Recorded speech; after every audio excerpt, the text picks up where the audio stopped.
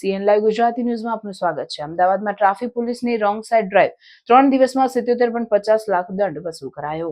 હાઈકોર્ટના આદેશ બાદ અમદાવાદ ટ્રાફિક પોલીસે સતત ત્રીજા દિવસે સમગ્ર શહેરમાં રોંગ સાઇડ પર વાહન હંકારતા લોકોને પકડવા માટે ડ્રાઈવ યોજી હતી। શહેરના 14 ટ્રાફિક પોલીસ સ્ટેશનનો સ્ટાફ સવારથી લઈને મોડી સાંજ સુધી રસ્તા ઉપર ઉતરી પડ્યો હતો।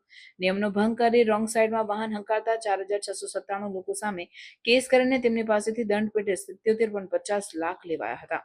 શહેર ટ્રાફિક પોલીસના સંયુક્ત પોલીસ કમિશનર એન ચૌધરીએ જણાવ્યું કે શહેરમાં માર્ગ અકસ્માત રોકવા અને ટ્રાફિકના નિયમોની અમલવારી કરાવવા માટે છેલ્લા 3 દિવસથી ડ્રાઈવ ચાલી રહી છે। રોંગ સાઇડમાં વાહન હંકારતા 4697 લોકોની સામે કાર્યવાહી હાથ ધરાઈ હતી અને તેમને ટ્રાફિકના નિયમોનું પાલન કરવા સમજ આપીને તેઓને સ્થળ પર જ મેમો આપીને 77.50 લાખ દંડ પેટી લેવાયા હતા।